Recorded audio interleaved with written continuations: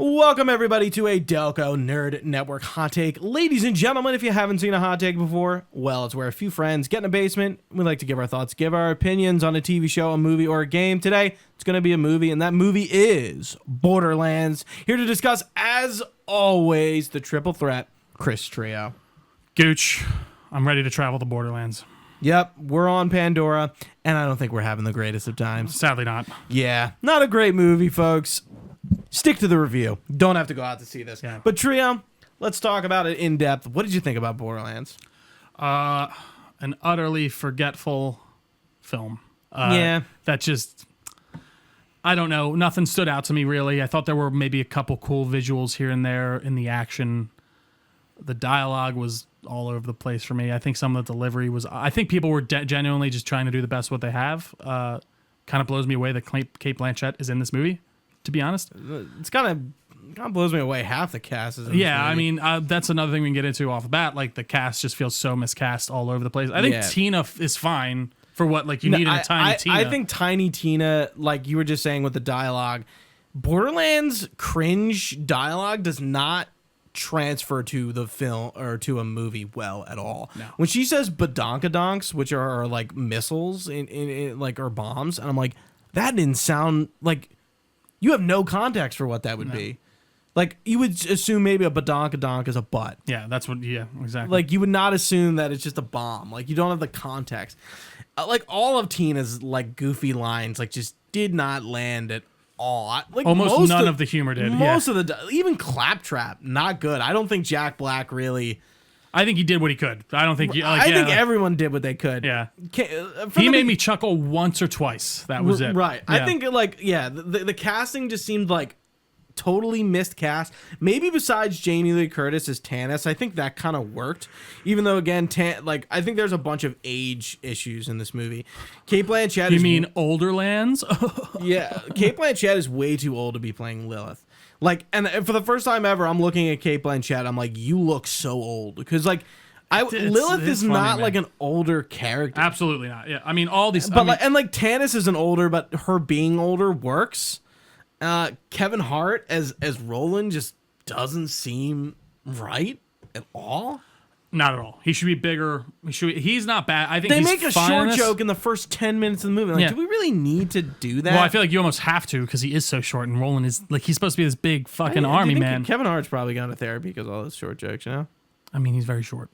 I know. Yeah, it's tough. It's tough, you know. This is the first time I think we've ever short. reviewed a movie with Kevin Hart in it. I guess you're right. Yeah, we're not heartaches over here.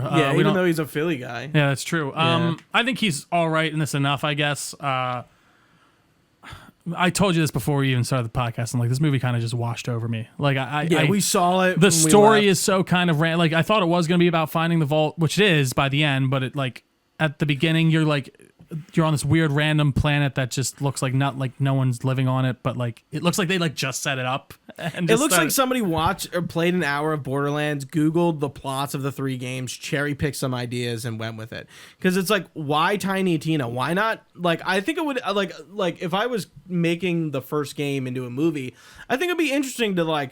You have our 4 vault dwellers: Brick, Roland, Lilith, and Mordecai, like the 4 classes from the original game.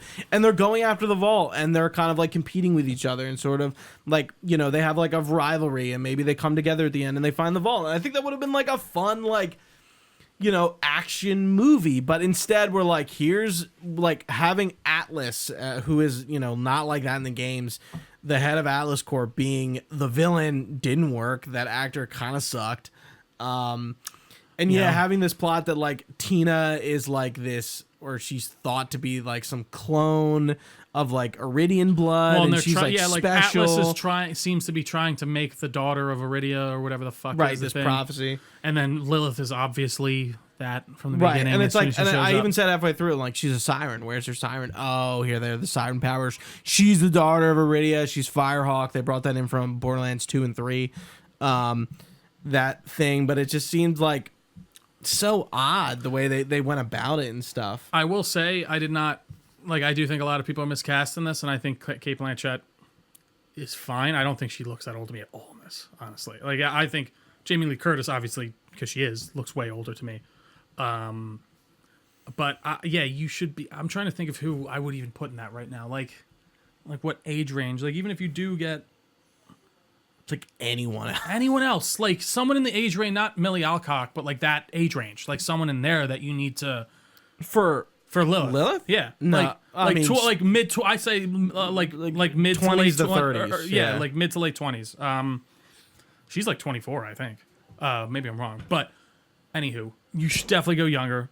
I didn't necessarily hate her in this role. I think she could have been better with some actual good dialogue and like an interesting story. Yeah. But she's just given nothing to work with. Yeah. Even that whole like it's not usually a good sign when you need to start off your movie with a voiceover explaining what's happening. I'm just saying. Yeah, there's a lot of that. Yeah, it's a lot of exposition. And one thing I liked, like Marcus is played by the guy who voices Dutch. Yep. And I thought that was pretty cool. And I like how Marcus was like, oh, I wouldn't forget that Vlad off Infinity anywhere. That's really the only time we get a reference to like the guns they're using. The corporations and the guns are such a big part of Borderlands. I feel like there should have been a point where somebody went like, is that a Maliwan, whatever, or like what Maybe kind you of have a rocket gun shop launcher? scene. What do you want? And you see the gun do something wild. Yeah. Yeah, like you know, Roland has like a pistol and like a gun, but we don't really know what make and model it is. Again, like Lilith's gun, we are told, is the Vladoff Infinity, and sometimes it spins and sometimes it doesn't. Sure. Like, and that Have barrel you been seeing spins. all the stuff like, that's the been point. popping up of like the behind the scenes? Yeah, stuff? like the guy when they lift the grate. Yeah, you can see his hands. There's a can of Axe spray in the scene with Bobby Lee. Yeah. When And Moxie was good. Moxie looked perfect. She looked Yeah. spot on. I loved her look overall and the actor playing. Yeah. Again, there's breadcrumbs in here where it's like, oh, you kind of get you might know something. But it like in a world of Fallouts and The Last of Us this is a Halo. You know, it's in the shitter. It's in the trash. We're never gonna hear about this and talk about it again. And now Randy Pitchford has come out of the fucking woodwork again, and we're hearing him like kind of like try to like defend him, like dude. And Eli Roth even defending it. Well, he was like my favorite interview with him was Go ahead. like he was like, you just need to turn your brain off for this one. That's like you're trying to say it like in a good way, and that's it's like, fine, but like not like that off. No, yeah, I mean that you What's should the have last brain. movie he did? Thanksgiving was he's usually a horror guy. Apparently he has like one of the most No, that's Edgar Wright. Yeah. He directed Scott Pilgrim. Yeah, Eli Roth did the Hostel movies. He did Thanksgiving, which was like a horror movie that was based off of like a movie that was from the Grindhouse movies that like Tarantino did. It was like a trailer for a movie in that. Have you ever seen those the Grindhouse one? I can't remember what exactly it's called. It's like a bunch of little movies that Tarantino shorts? did. Yeah, that are like put together, and one of them is like a Thanksgiving trailer, and he made it. But apparently people really like that. He seems to just be all over the place. And Craig Mazin, I believe, he's the guy who did The Last of Us and wrote Chernobyl as well. Wrote both of them, like, and adapted it for Last of Us. He did a first pass on the script for this. But then Eli Roth got hired, and he's like, no, I want to make some changes. And then I think he made it completely unrecognizable. I was telling you in the theater that the second co-writer of this is a pseudonym. Yeah, it's not a real person. What's the name? Do you remember? I can't remember off the top of my head. But it seems like the idea is someone apparently they were like, take my name off this. And then Tim Miller came back to do reshoots for it last year. Or no, I'm sorry. This movie was filmed like 3 years ago. It finished filming in 2021. So you're telling me they sat on this film for 3 years and we're like, we're good. Remember like the Game Awards or something? They showed us like a behind the scenes thing. And that was like years ago. And I remember saying like, where is the Borderlands movie? Yeah, it was in... Wow, now it's changed. Joe Abercrombie. Oh, as Joe Crombie. Oh, okay. Joe Abercrombie is the pseudonym of the person. So some people were saying that might have been Craig Mazin, and he was like, because it's beyond recognition of what his script was. He was like, take my name off it. But I think he did the interview, and they asked him, and he was like, oh no, that's not the same script anymore. Basically, that he's using, so my name's not even on it. And then Avi Arad as like the first executive producer. It's like, you gotta be kidding me. Longtime Spider-Man ruiner. Yeah, like really? This fucking dipshit? So for those of you who don't know, Avi Arad was like a big producer for a lot of the Marvel like cartoon stuff in the 90s and into the 2000s. And the Spider-Man movies, as well as some of the earlier MCU stuff before he was forced out by Feige. He makes some choices every once in a while. I'll give him that He's much. involved in The Legend of Zelda. Yeah.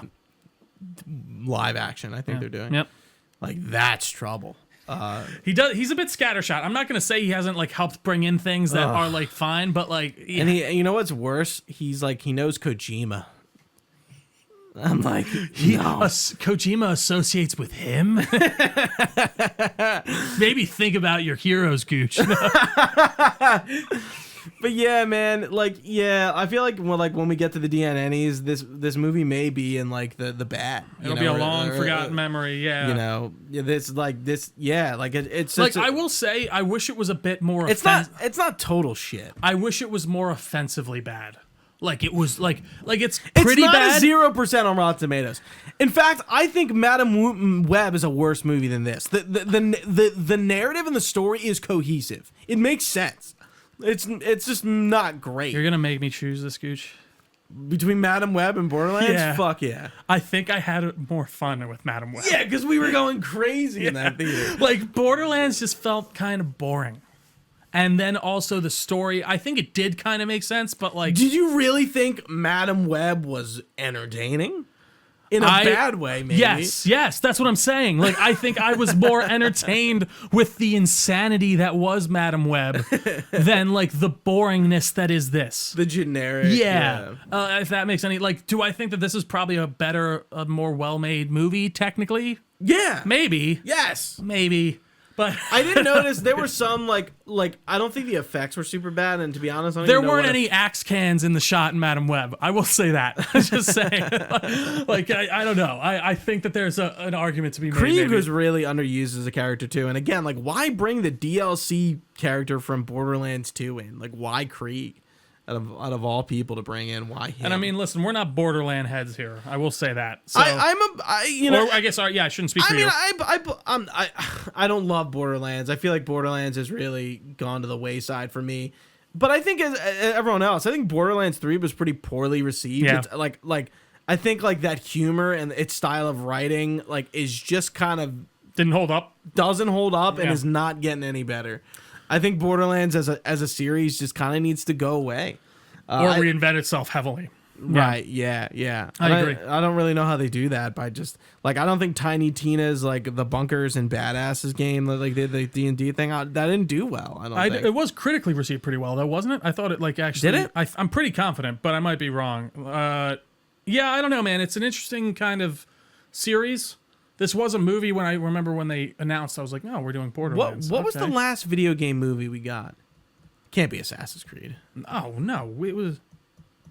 Oh, Mario. Yeah. Yeah. I was like, it was a good one, I thought. Like people liked it.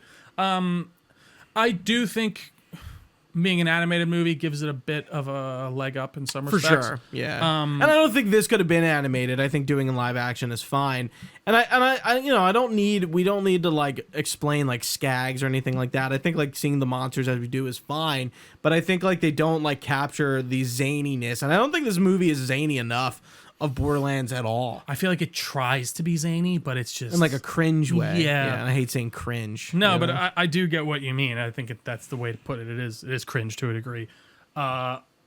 It just feels like a movie out of time. Like it feels like this was made in 2008 to me in a lot of different ways.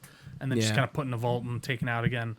I would be curious to see what a different version of this maybe looks like. Maybe there is a successful movie that could have been made, like with someone that does understand it on the level that the people who made Fallout understood Fallout. I just don't think Borderlands is like a franchise that's like movie worthy.